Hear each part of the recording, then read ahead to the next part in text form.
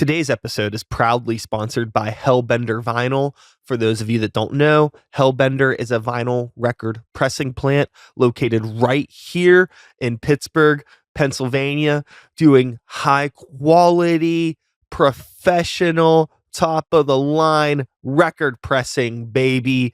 We finally got one here. There aren't very many in the world, let alone the country, and to have one right under our nose is an insane resource. So if you are a musician looking to get some stuff pressed to wax, I highly recommend checking out the folks over at Hellbender.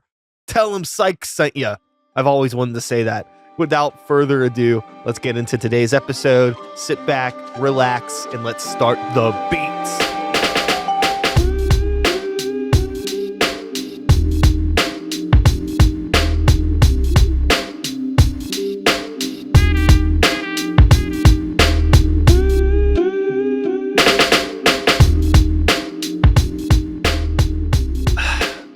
I don't like things that are too manicured. I'm not a big fan of too much premeditation in art. I feel like you kind of just got to let things go out. Yeah. Your first idea is the best idea. Let it be a little natural. Let it be good. Yeah. Let it be free flow. And I feel that I get that vibe a lot from your music. I feel that there isn't too much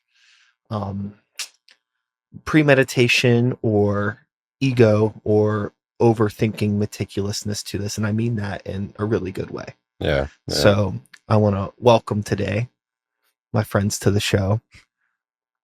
We're going to be very transparent. I don't know how to pronounce your band name. Yeah. Can I try? Yeah. All right. So I want everybody that's watching this, if you don't already know, to kind of come up with an answer in your head of how this is pronounced. Everybody think about it. And then I'm going to say mine. And then you can let me know if it's right or wrong. Let's do it. Okay. Mayreh. You got it. You got it. Boom! Yes. We're fucking done, baby. Woo! All right. You might be the first one to get it. Welcome to the show, Mayreh. Thank you so much. Yeah. Thank you. So we're here. It is the year 2025. I imagine, I mean, Jesse, I know that you've played in other musical projects and things like that. So we'll just start with you. Why again? Why are we still doing this to ourselves? Starting bands. I'm hitting you with the heavy questions off the bat.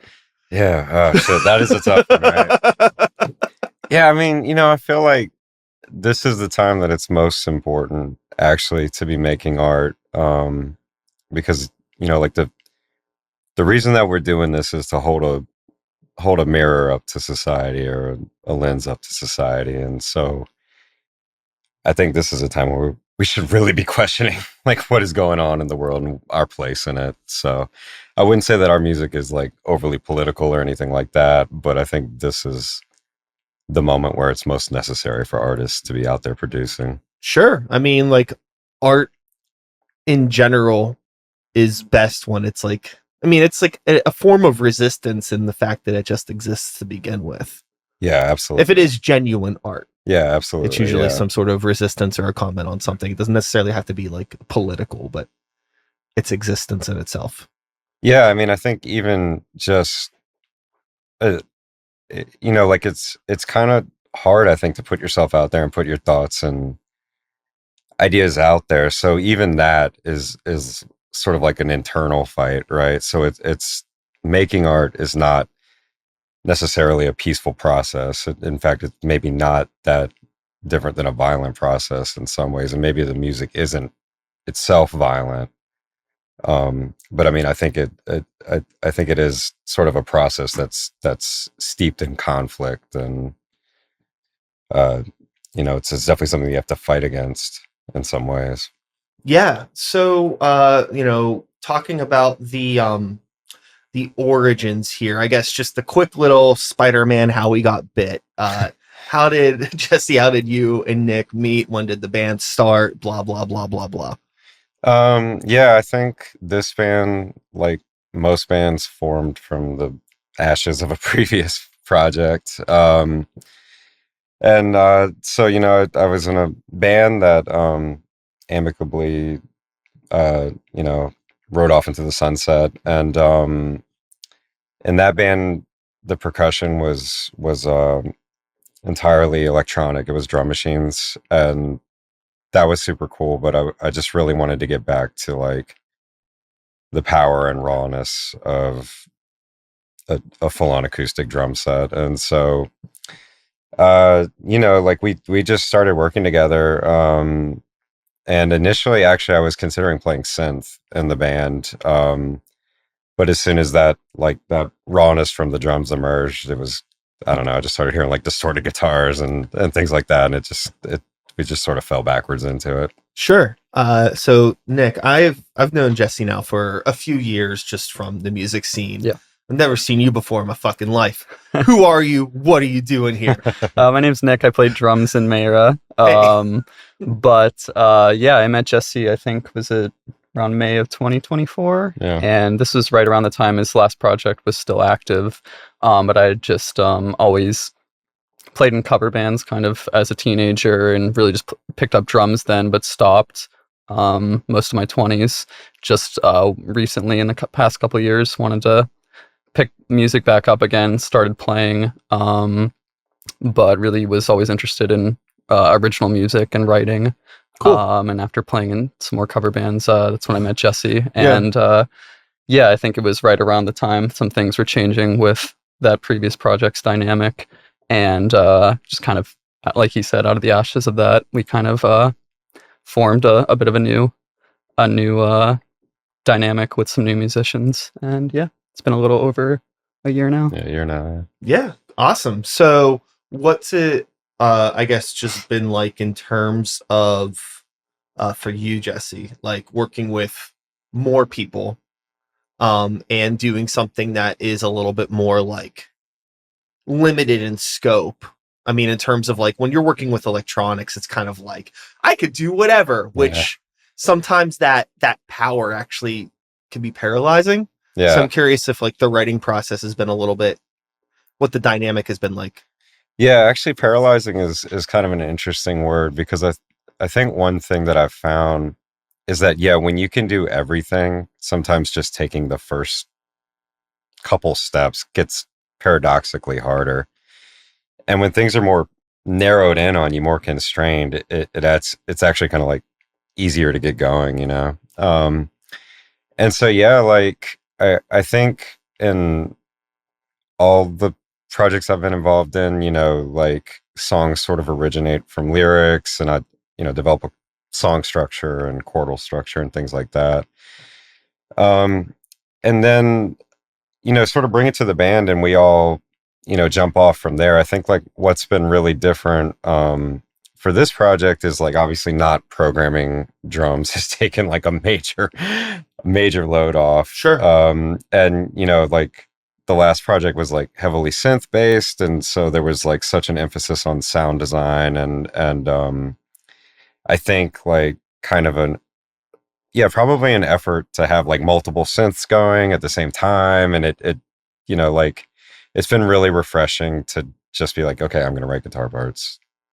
That's it. Like I'm not gonna write for any other instruments and things like that. Yeah. So Nick, you had mentioned that you have a background in playing cover bands and things like that. Yeah. So is this the first time you're playing in a band, like writing drum parts, writing original music? Yeah, exactly. So it's just been like a little over a year now that I've kind of been dipping my toes in that, and it's an entirely new like challenge, but it's something I always kind of wanted to give a shot. So That's cool. I'm really curious. Like, so Mayreh's played a few. Have you played some shows now? Yeah, like 5, I think. We Yeah. played one last night. Okay, So, awesome. yeah. Well, congrats on the shows. thank you. I'm Yeah. curious, Nick, Yeah. from your background playing in like cover bands and what I imagine to be just like a completely different scene. Is this like some of your first exposure to like underground local music shows as well?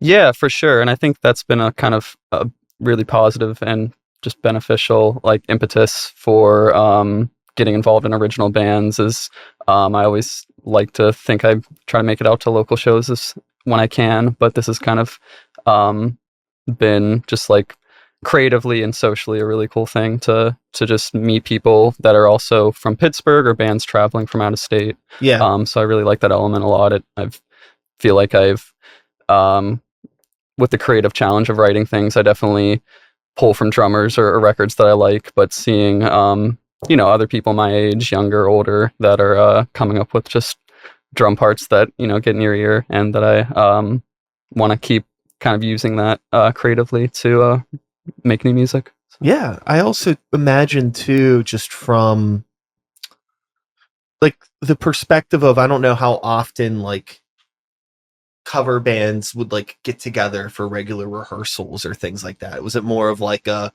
just learn the songs and show up at the gig type of a thing? I think when I was younger, that was more of Yeah. a thing. There wasn't much rehearsing Okay. all the time. Some pretty fun shows in that regard. Yeah. But So like, yeah, I guess it's like a whole different like social chunk added to your life now, where it's like, I don't know how often you rehearse, but you're getting together to like write songs and practice them. For sure. Probably weekly, bi-weekly. I don't fucking know. yeah, But at some point, and I imagine that's like a much different routine. yeah. Definitely in groups that try to make it a bit of a rigid schedule, but I feel like we're really intentional about that with Mayreh. So Yeah. it's been cool. And also too, I'm curious, just Jesse, with your background and the previous project, we'll just keep calling it that. Okay. How, I don't know, like it's like your writing schedule or rehearsing schedule, does that feel different now, like being in a band with more people where like less of the weight is off your shoulders? I don't know how often your other projects would have rehearsed properly. Yeah, so what's actually weird is it's pretty much exactly the same. I think I'm like the weird musician that likes practice a lot. So I'm like down to do it 7 days a week. And yeah, I've just always I don't know, I've just always wanted to I think I have a really hard time doing things at like 75% or 85%. I kind of am stuck in like 110% mode. So like every project I've ever been in is really just like as hard as we can all the time. And yeah, we rehearse a couple times every week and just try and like stay on it as hard as we can. Yeah. So right now you're playing some shows, you've released some music.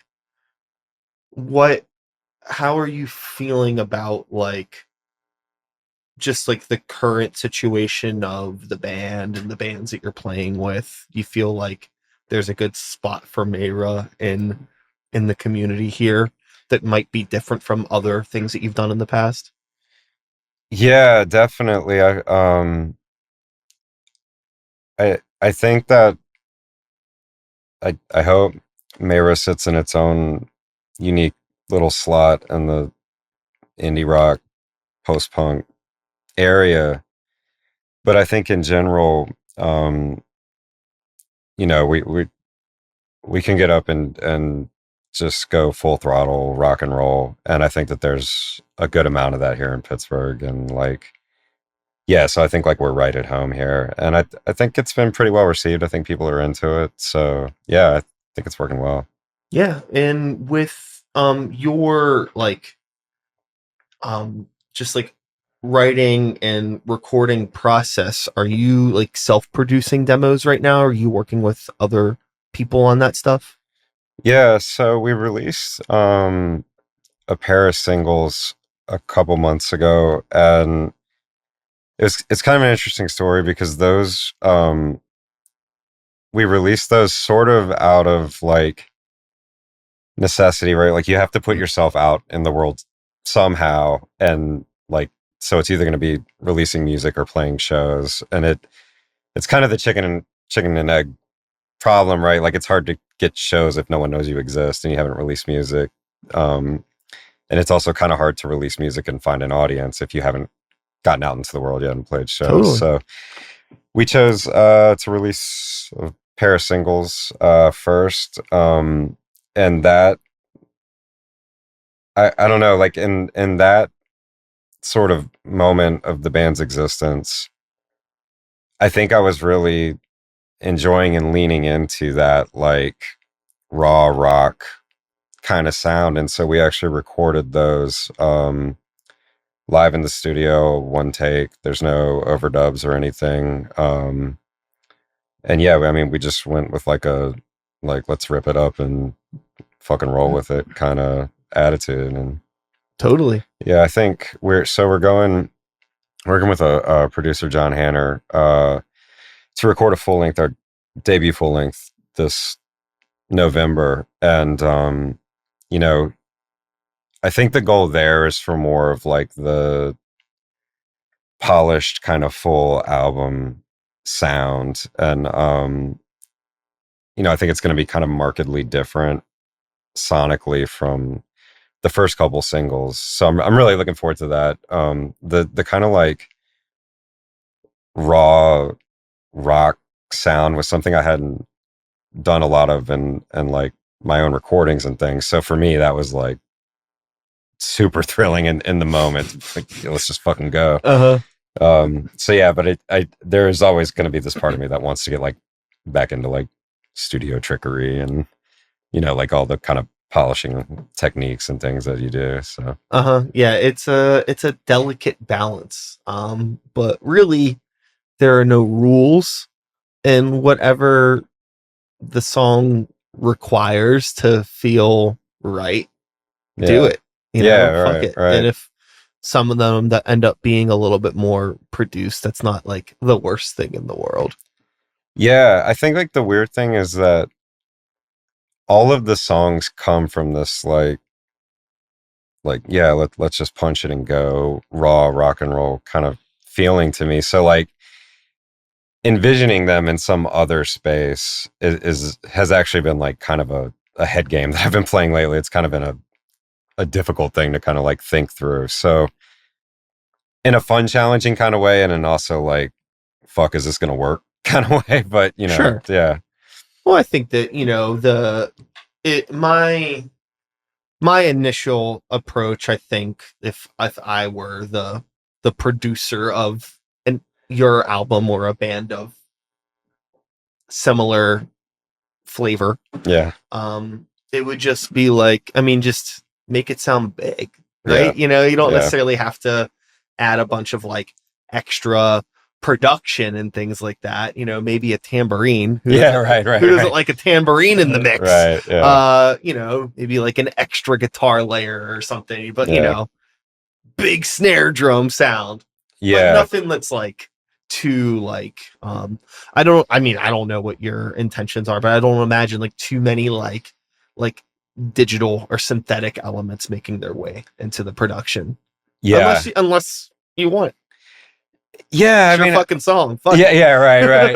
No, I mean, I tend to agree, and it's actually like hard for me to think of these songs in some other context. So it's there's definitely, I think, this like push and pull between that like that rawness and wanting like the more expensive, produced, pretty, polished kind of thing. I mean, you could always after the fact, you can make the remix album. Yeah, right. Okay. I'll hit you up. Yeah. Well, I mean, I think you're fully capable of doing that yourself if you really wanted to. You know, so right now, I'm just randomly thinking about this. We have a show together. Yeah, we do in August. October. It's October? Yes. Really? What fucking show am I playing in August? We'll check the calendar. Maybe I'm wrong.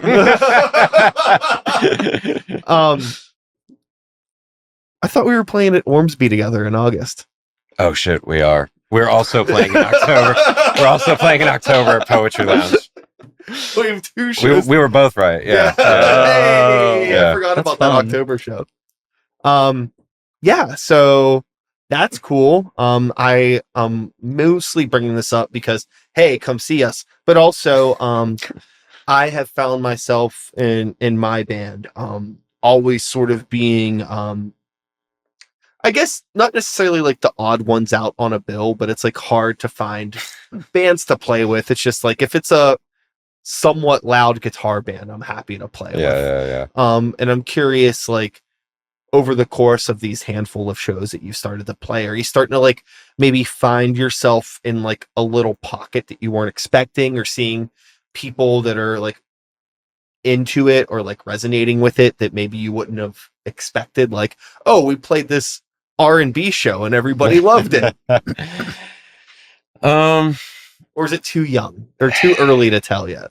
No, I think it's not. So like we have been, yeah, we've like played some shows with like pop punk bands or like power pop bands or whatever we're calling that now. And like yeah, you know, we've played a show with like some more electronic leaning bands, some, you know, local bands that are doing more like instrumental music and math rocky type of stuff, and we're not really in any of that. So yeah, it's like we're definitely starting to just kind of see ourselves in our own world. But I think like I think what's kind of cool about that is that the way people consume music has kind of changed. Like I feel like I'm always going to be an album guy and like do not want to hear your single. I want to hear the whole thing. But I think most of the world has actually shifted away from that. And so I think people are much more comfortable going to a show and seeing like 3 different genres or whatever at the same time. Yeah, I think that I don't know if like the public at large has ever wanted to go to a show and see one type of music. Right. I think this is something that started happening whenever bands started booking shows for themselves, and the role of the promoter or a curator kind of went away. Right. Which, I mean, is a good thing and a bad thing depending on different things. But I think a lot of the time, if you had like a promoter that was trying to put together a cool show, it would be more of like, oh, well, you know, I want to get as many people in the door as possible, so let's get, you know, this band's 20 friends and this band's 20 friends and this band's 20 friends. If they're 3 different scenes, versus like you get 3 metal bands, they all have the same 20 friends. Right. So it's like it doesn't work out. Right. And like, you know, but on the flip of that, I mean, it's like always great to like play a show where, you know, all of your friends are gonna be there, but it's like, you know, how often can we do that? You want to grow, you want to expand. So I think it's like really like a powerful tool to be able to have something that you identify with as uniquely our own thing. Like, this is our band, we're doing our vision.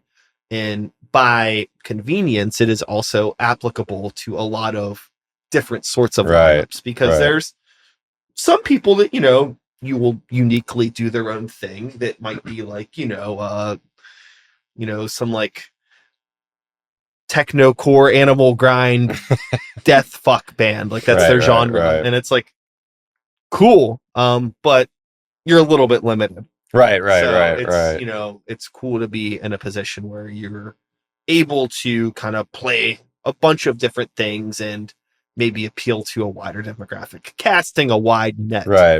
Yeah, definitely. You know, with that being said, are you working on any animal core techno death fuck songs right now? We have a lot of death fuck.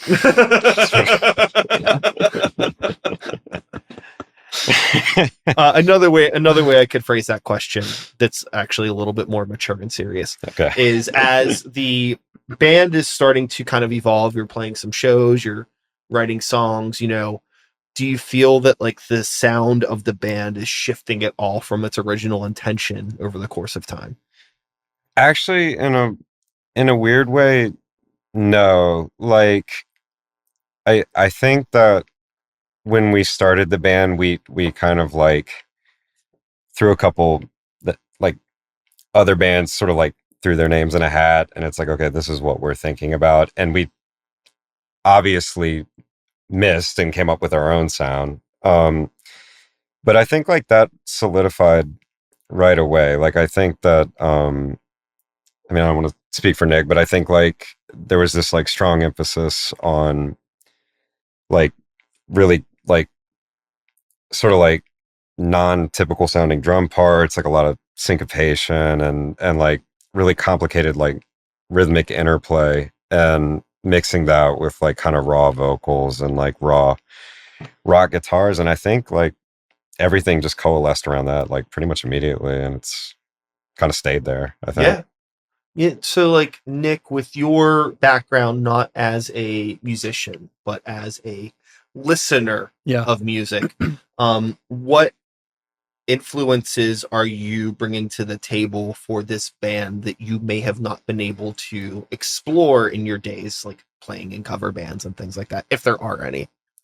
Yeah, for sure. I think I've always been really interested in a lot of different types of rock and metal music, but since a young age, just like following certain drummers that have really inspired me. Not I guess like with metal, for instance, I've been interested in a lot of technical, fast stuff, but even just from the original creative side of writing drum parts for a band, just I think some of my favorites from maybe like some classic rock, as well as more like indie and hardcore things, have kind of inspired me, and I've kind of taken that to see how I think maybe a year ago when we were first starting out writing music together, kind of having in mind like the more maybe electronic based or synth based things Jesse had came up with.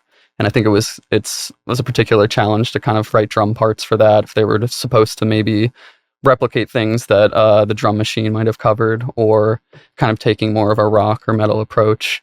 Yeah. And I feel like that kind of evolution pretty quickly happened. I don't know exactly when, but leaning more into like maybe post-punk or emo and like hardcore drummers that I've like kind of grew up with. So yeah.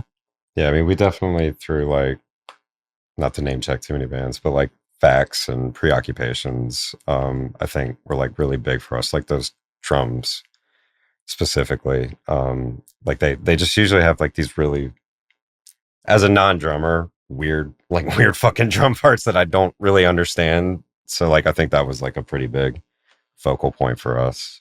Yeah, I feel like there's a style that with like the I mean, I obviously haven't heard every single song that you've written. I've yet to see you play live. But I feel like there's a thing with like a lot of post-punk and some indie rock that's interesting about the drums, where it's like very intentional in like a lot of ways. The song never really gets started in a way that you might think. There's like this tension that is always built with the drum parts, where it might not always break into what like a standard rock song might do, and it kind of creates this like uneasiness, but also like a hypnotic uneasiness, which is really interesting. Yeah, I mean, actually, that's an interesting way of phrasing it, because I think that was exactly the idea. Like it was like, do not play like a 4 on the floor drum beat, like kind of create a world with the drums, and like, yeah, they're off kilter and weird, but they're, like that was like, I think a big focal point for us. From like just a logistical standpoint, did you have to like make any additions or subtractions to your standard kit for this band, or were you just pretty much like, this is what I got? Yeah, it's kind of always evolving. Maybe it's more of a result of just shuffling around drums all the time and cymbal stands. Wanting to buy shit. Yeah, exactly. But yeah, no, I think just going back to the previous point, like the concept of tension in the writing process, maybe a little bit of like organized chaos, but that over just as fast as I can play, or just playing something super complicated. Kind of that tension, and sometimes it's maybe even more evidenced in like the quieter parts or the decrescendos. Totally. But yeah. Yeah, I think that like one of the things that is really important in songwriting across all genres, except for maybe the animal core techno fuck stuff, is dynamics. Right. Dynamics are so important in terms of like telling your story. When everything's at like a fucking 10 all the time, it's like, but conversely, if everything's at a 2, I'm like, give me a fucking break. But I could take a good mix of it. Right, yeah. And I'm sorry, you were No, I was gonna say, like, I think that's like a big idea that we resonate with. Like, I think there's a lot of songs that hit 10 and 2. And I think that's a trap that musicians sort of fall into a lot, because going all out, like 10, like pedal to the metal, is like fun as fuck to play. So like it's really easy to like be in rehearsal and be like, oh, we've been doing this for like 45 minutes now, just like been riding the afterburners for like 45 minutes. But I think like when I listen to really well written songs, there's always this like up and down, this like emotional envelope that goes up and down, and this tension that goes up and down. Whether or not the song gets quiet or loud, like there's other ways to do that. But I really can't think of too many songs that I'm into that are just like start to finish. Floor it. Yeah. I think that there's, plenty of live bands that I've seen over the years, like particularly like hardcore metal punk stuff that is like, they're at a 10 all the time. And like, if you're in a shithole with a beer in your hand, it's fucking great. Yeah, right. Right. But like, I don't want to like really like sit down and like have like a listening experience with that, like in a controlled environment. Like some music is written for an uncontrolled environment, right? And that's great. But if you're a band that is interested and focused on not only the live experience, but the songwriting, the studio experience, and finding a way to marry that, that's where I think things get really interesting personally. Yeah. We're of the same like belief system there. Yeah, definitely. But it's funny. I think like one of like because so for me, playing live is like the number one thing that I want to do. Lots of stuff about being in a band is cool, but that's like my number one thing. And it's kind of weird actually, because I feel like one of the hardest things for me to deal with, something that like gets inside my head even now, is like, is it going to be cool to bring this down for a minute? Like we were going hard. Are we going to lose everybody if we bring this down a little bit and have this dynamic envelope? So it's like, that's always actually kind of scary for me live, because it's like, I don't know, like maybe that's not the place to do that. I always wonder if we're like striking that balance or not. It's hard, like I play in bands. I also DJ a lot. And when you're DJing, it's a lot easier to like read the room in real time and pivot if you need to. Yeah. But if you're a band, unless you have like a stage full of musicians that know like a fucking 80 song catalog, some Bruce Springsteen shit, and be like, call them out, boys. Yeah. It's like, no, it's like, we have this is it. 8 this songs. Is the set. Yeah. It's like, we could play 6. We could maybe swap a couple. We have 30 minutes to play. It's like, you're so limited. You're kind of on rail. So it's like, I don't know. I think that if you, as a performer, are confident in your performance and can deliver the song well, I think you could take anybody anywhere you want to go. Yeah. Like, it's, as a performer, like, you in a best case scenario, have the crowd in the palm of your hand, as they say. Yeah. And they'll go with wherever you take them, as long as you make it a smooth ride. It's like a roller coaster. Yeah.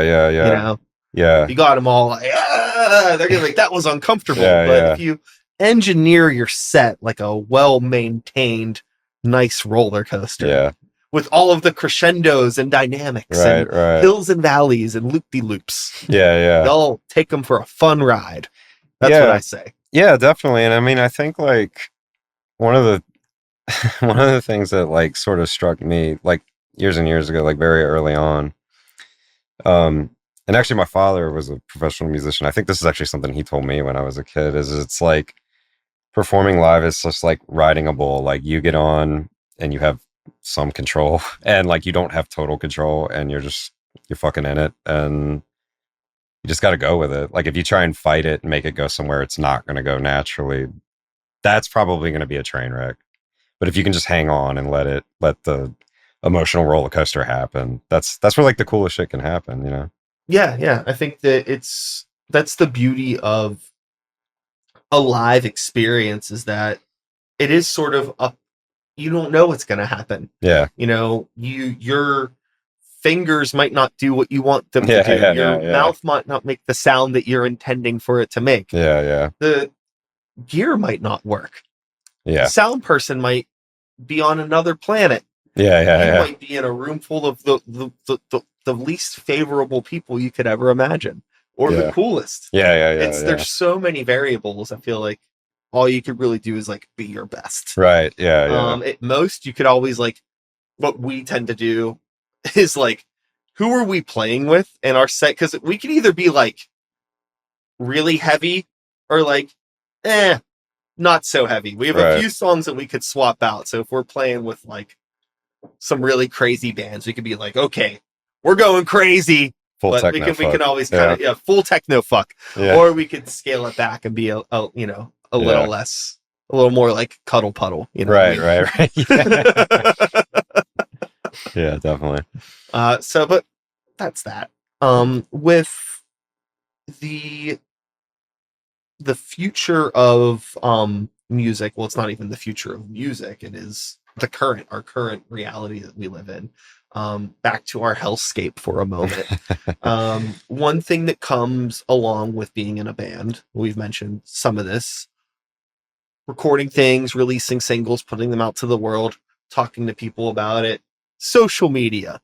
What's a conversation about being a musician in 2025 without digging into social media? Yeah. Tell me, how do you feel about having to do this? I mean, you probably just saw me groan as you were asking the question. So that's the short answer. I know for me, it's like, yeah, we got to do this. Like, yeah, fuck it. I'll do it. Like, it's all good. But I think I really try and make a really, really, really strong distinction between art and content, which I feel like, unfortunately, that line is getting like murkier and murkier for people. And so for me, like the social media stuff is content, it's promo, it certainly has its place. But it definitely is like, I never want that to overshadow the art. I don't even want it to get like in the same ballpark as the art. And if that means not achieving the same levels of notoriety or whatever, like, so fucking be it. Like, I don't want to be an Instagram act. Like, we're like trying to make art that matters. So for me, the social media stuff is like definitely like second or third or fourth place or like whatever. Totally. I think that it's really easy to overthink, overcomplicate, try to over-engineer the social media side of things when like essentially it's just like a digital corkboard. Right. So like, why not just treat it like that? It's a digital corkboard and like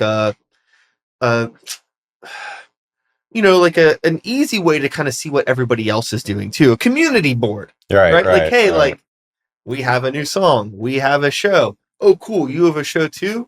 Great, Yeah. And then a little bit of pats on the back, some little bit of likes, some little bit of comments. That's it. Right. It's super chill. Right. It sucks that,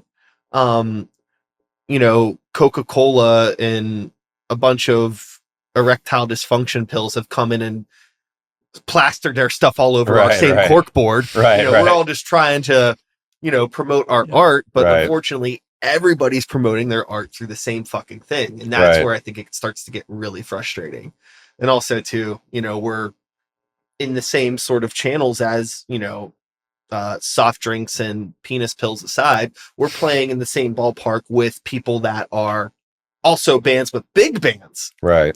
Big label bands that have this push to kind of stimulate the algorithm and take over things. So everybody's just getting fed their content. And we're like, hey, we're here. It's like our little flyers like stuck underneath their big flyer. Right. There's like a little sliver sticking out. Like, hey, yeah. What about our show? But nobody on the corkboard's like looking at this. Is a really convoluted metaphor, but you get what I'm saying. Yeah. It's just a fucking nightmare. Yeah, and I mean, I think like just like the current 2025 music scene, I think that's such like a pervasive undercurrent. I was reading the other day that like per day as many songs get uploaded to Spotify as the entirety of major label releases in like the late 80s. Yeah, totally. So like by 1980s standards, there's a year of music coming out every day, right? And like that means that your average like rock band has to withstand like millennia of music coming out, you know? Yeah, I mean, well, that's why I feel like the internet just isn't real. I mean, Yeah. it obviously is, and that's Yeah, a yeah. silly thing to say, but like, I feel like for bands at our level, you know, I think that we need to start acting like that, like acting like we are who we are again. Yeah. Like, stop trying to do this, like, stop trying to act like Coca-Cola with having all of this digital advertising, worrying about your marketing, worrying about your branding strategy and all this stuff. Like, worry about the fucking shows, worry about your Yeah. community that you can actually physically go out to and put something on a fucking real cork board. Right. Focus on that and just let the internet stuff kind of be on the side. I think that, sure, you can certainly count, you know, on more than 10 fingers and 10 toes how many people have blown up from the internet. Sure. Totally. But there's billions of people in the world. The Right. fraction is very, very, very small. You know, in a bubble, it could feel like anybody could do this. Sure, technically. But Right. I don't know. I feel like there's a much better statistic in actually focusing on your community in the real world Yeah. versus worrying about the internet.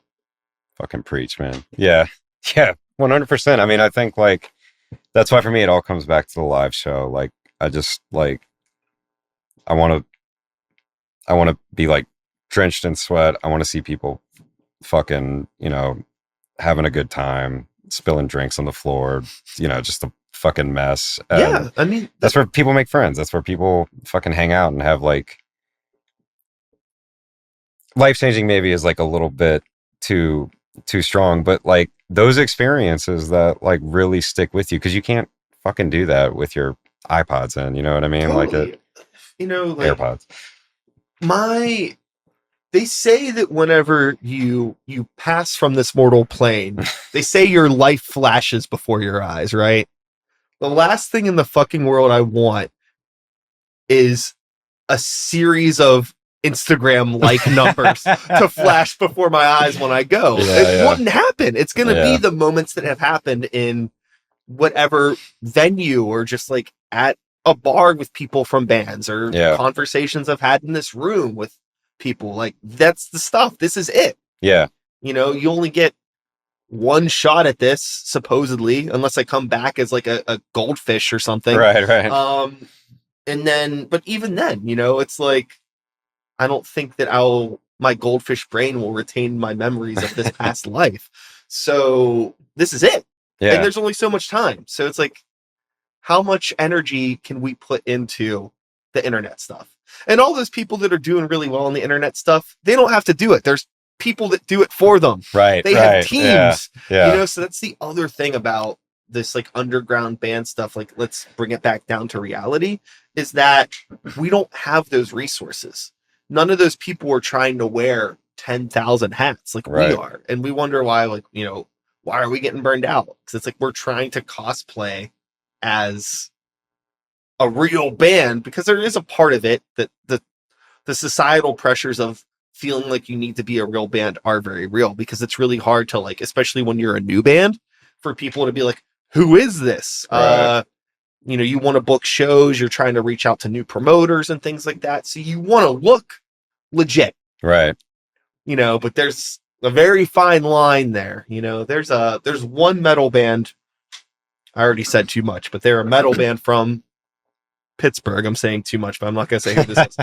So I started seeing their name like pop up on a lot of like a lot of things. Like they had like a little like blog or whatever that they probably paid somebody to write, and then like they had like, you know, 52,000 fucking monthly listeners on Spotify and all this stuff. And then we ended up playing a show with them, and there was like, you know, fucking 6 people there, and they didn't even know how their fucking in-ear system worked. It was just like, I know what the fuck's going on here, you know. But it's like from the surface, it was like, wow, this looks like a really, you know, like a thing. It was all just fluff. Yeah. You know, it's like, just worry about the other stuff first. Yeah. Like if you're good at what you do, then people will listen to it. I think. I think so. Yeah. I don't know. Call me old fashioned. Yeah. Right. Yeah. But I mean, again, I completely understand and I can empathize with that need of like needing or feeling like you need to do this stuff. You know, like there was a time when we were like trying to like submit to play like some festivals. This is all like pre-COVID when we were like really like balls to the wall, still believed there was hope in the world. And like so many of these festivals that you submit for and things like that, it's like the first questions are like, how many Spotify listeners? exactly. Yeah. How many listeners do you have? How many like your social media? It's all numbers. Yeah. Right. And then there's a link for the music. And I'm like, this seems a little fucking backwards. Yeah. Right. Yeah. You know, like, I don't, but it's, Yeah. I mean, we're all playing the game. Yeah. Whether or not we like the game. So it's. yeah, I mean, Yeah. you're getting back and you're getting more into a conversation about like, I don't know. I don't feel like art should be, I don't know. It's like, I feel like social media, I never had this thought before, but I mean, I don't know how we all as a collective feel about like the credit score system. You know, it's a little, I feel like it's incredibly unfair and it's meant to, you know, keep poor people poor forever. And I feel like there's something similar with social media and bands where it's like our like numbers online are starting to be reflected as like our credit score Yeah. and some sort of our social credit score. Right. And like, how do you rise from that? You know, if instead of like taking on face value, like your unique scenario as a person and your unique financial situation, these are deep metaphors, but I think you get what I'm saying. Yeah. It's like, is the band good? Right. Right. And it's, well, yeah. And I mean, like the fucked up thing, like you said, is like, then you go play a show and it's like, yeah, this fucking band like fucking ripped. And yeah, and they had like 12 monthly listeners, and you know, these other bands with thousands of listeners show up and it's like, yeah. So it's like, is all of this just like, are we all just like buying into this mirage and nobody actually even gives a fuck? I really don't know how many listeners bands I like have. Like, I don't know that I've ever even looked. Like, I don't pay attention to that stuff. Right. I think that it's frivolous. It's really, it doesn't mean anything. Yeah. You know, and I think that that's just coming from this is gonna sound like fucking like, oh, I'm so fucking cool, but like genuinely, like throughout the course of my life, I've always found myself listening to weirdo bands that like people didn't really know about, not because I was even going out of my way. It's just like there was a sound that I would try to find and it wasn't Mainstream everywhere, radio. you know? Yeah. I mean, granted, I like a lot of that stuff too, but you know, Yeah.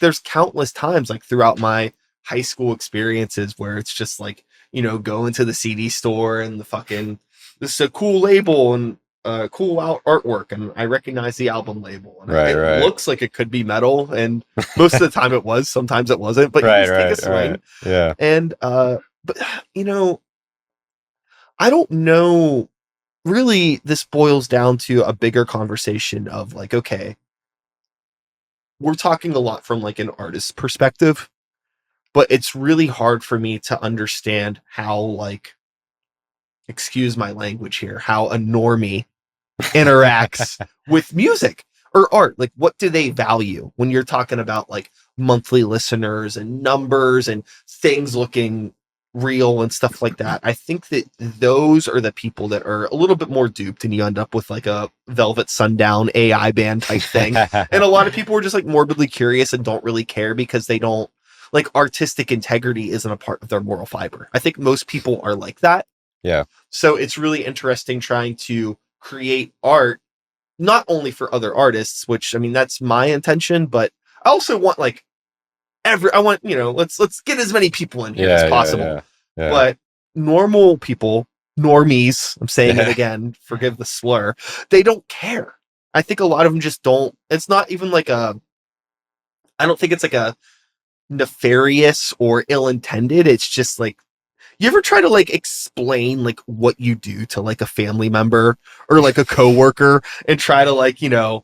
and like it's always like, oh, so like you make good money doing that, and like it's Yeah. the moment you try to be like it's about something else. It's Yeah, like they cannot possibly fathom for a second you doing something that doesn't have like a monetary gain. Yeah. Every once in a while you might have like the weird uncle. It's like, oh, so like you're getting chicks. It's like, okay, there's more to life than money and pussy, Right. or whatever gender right. you prefer, right? And it's just like, but again, a lot of people that aren't artists, I just don't think they think about it or see the nuance of that sort of stuff.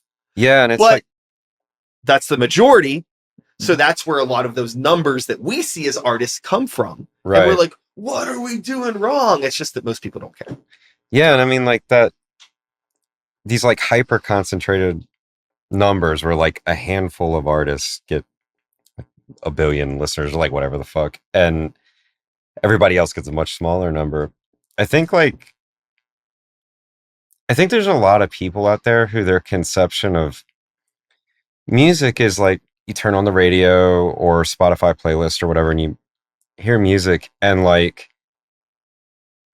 all the music that they're consuming is coming from like this really, really small pool of bands, like whether it be, Ariana Grande or Led Zeppelin and U2 or like whatever, like all these like big bands, that's like 0.001% of the music community. Sure.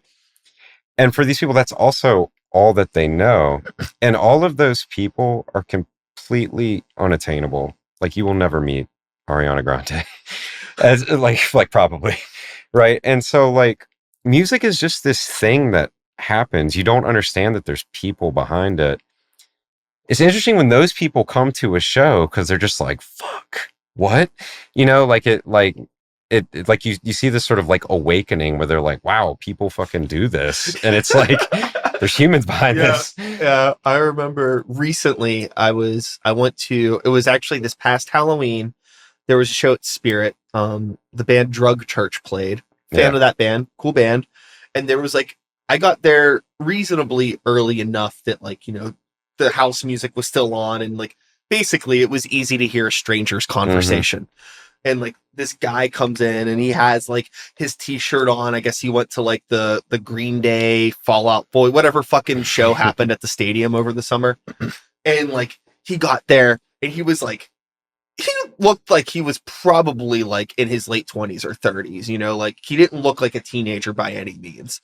He had some age on him, but he was like, this is so cool. Do they do stuff like this all the time? I was like, we're in Spirit, and in my head, I'm just like, there's shit that happens all the time. Every other day, brother. Yeah. But he was like so genuinely stoked. Like to him, like a sold out 500 plus show was like underground DIY. I'm like, boy, this is, whereas like for like people in our realm, that's like, that might be the highest we get. Right. But that's still a lot. And like going back to that conversation of numbers, like,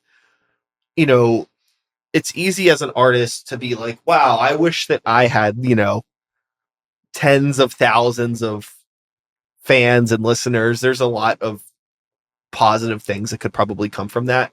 But also like, if I get like 2 DMs, I start getting stressed out.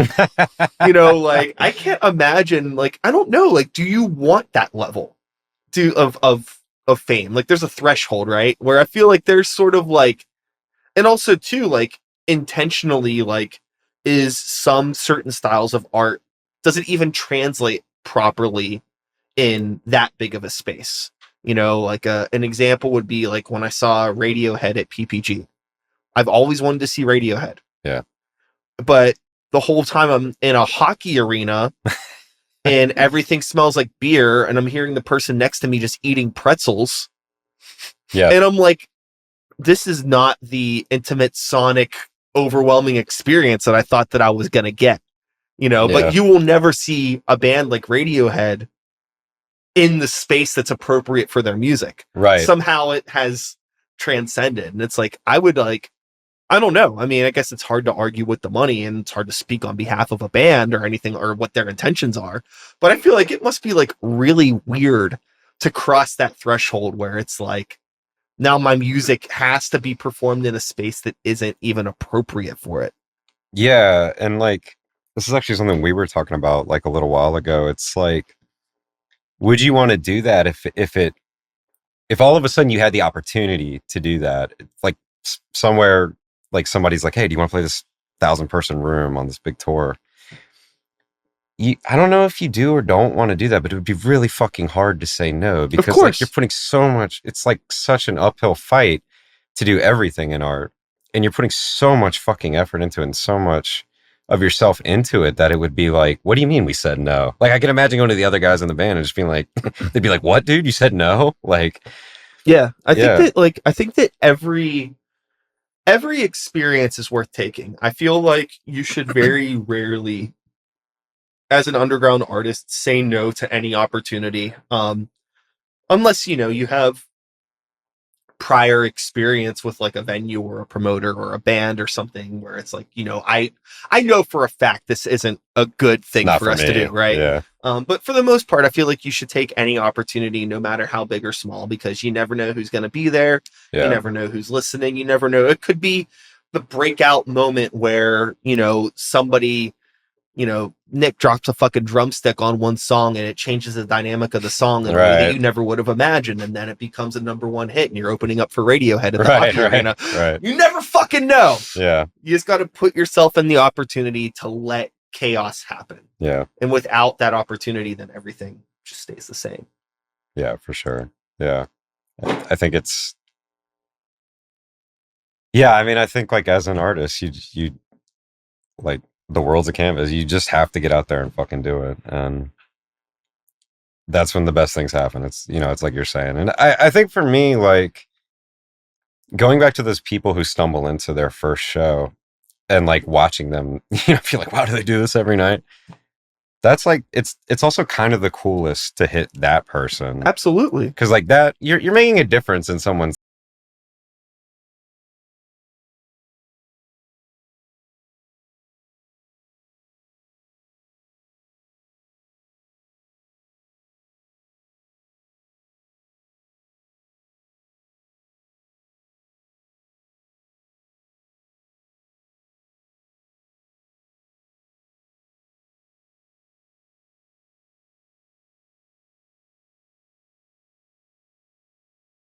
floor seats.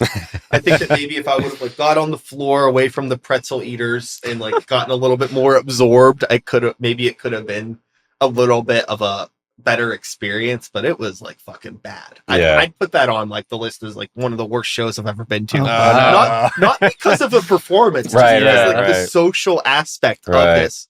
I remember I also saw do you know Feist? Yeah, sure. Yeah, so I saw Feist at Stage AE, and that also sucked because like her music is great. It's very intimate, tiny, but powerful. Right. Love it.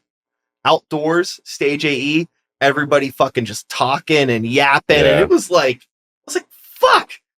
Yeah. It's like you can't. It's like even if they turn it up, it's like her music dynamically operates in like a 2 to 6 range, which is great for what she does, but it doesn't translate in that environment whatsoever. Yeah. This is a huge bummer because I was really looking forward to seeing her. Yeah, totally. Yeah. Yeah. But it tis what tis. With the fuck, I feel like I had another podcaster forgets what the fuck he was talking about.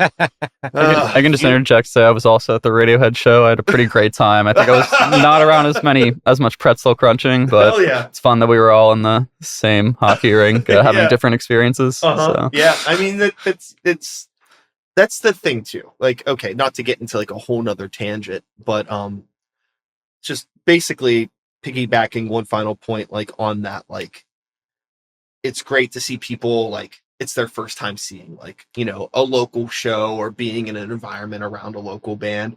There's been plenty of times that we've opened up for like bigger bands or whatever at a bigger venue.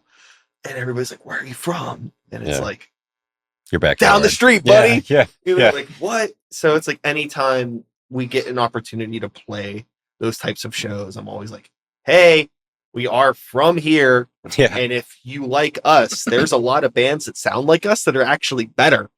Come out to shows, you know, like come talk to us at the merch table. You don't have to buy anything, but Right. follow us and like so you can learn about some other cool bands that are going on in the city. I think that it's like really, really important to if you get an opportunity like that as a band, to really try to like, because you in that moment, whether you realize it or not, you are a representative of the local music community. Yeah. For that 25 minutes that someone's allowing you to open up for whatever hot topic band, you know, you are the representative of for the entire music scene. Right. You know, like if you are a bad band, everybody's going to be like, all the normies are going to be like, wow, local music sucks. This is why I skipped the opener. Yeah, right. And like, that's why a whole nother tangent I could get into about like local promoters that don't curate this, that just like let any fucking band that can sell the tickets open up for shows like that.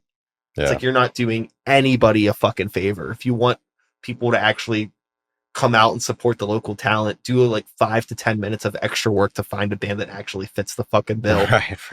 It's not that fucking hard, guys, gals, whoever's in fucking charge. Well, as our roller coaster crescendos down its last hill here of our conversation, and we're pulling around to the station, is there anything that the two of you were hoping to talk about that we didn't? Anything that you would like to bring up? Any questions, comments, or concerns? Oh shit. I mean, about this, not about the world at large. About the world. That's a different podcast. No, I mean, you know, everybody out there, come to local shows. Ours or someone else's. Just let's get out there and make rock again, you know? Hell yeah. And I know that we will be playing together. I believe it is August 23rd at 222 Ormsby. If I'm being completely honest, I don't even know if this episode will be out before then, but maybe I should just shift things around so it is. And then we'll be playing at Poetry in October. Yeah. What the fuck day is that? I gotta check the calendar. I'll check right now. You know, we're just like both really busy bands. You know, these tour schedules are exhausting. It's hard to remember all the days. Am I right? Sure, Am I right? I know. Okay. October 11th at Poetry Lounge. There you go. Yeah. There it is. Hell yeah. Come to the show. Yeah. Come to one, come to both. Or come to none of them. And don't expect to ever get a birthday card from us again, buddy. We know who you are. Not coming out to the shows. It's the majority of the world. Most of you. Well, with all of that being said, I'm going to do my little outro, and then I'm going to let you meander on your day. All right. And that's all, folks. Thanks so much for being here. One more time, Mayreh, thank you so much. Woo! Thank you. Big claps. Hell yeah. I'll be back again next week with another episode. Same time, same place, same channel. You know the drill. My name is Brian Sykes House. Start the Beat is the podcast. I was trying to do it without breathing. 2025 is the year. And until next time, take care of yourselves. Take care of the people around you. Peace out. My brain just exploded. Have a nice day. That was a podcast. There you go. Woo! Hey, yeah. Awesome. Awesome. Nice. That was great. Yeah, that was good. That was a good conversation.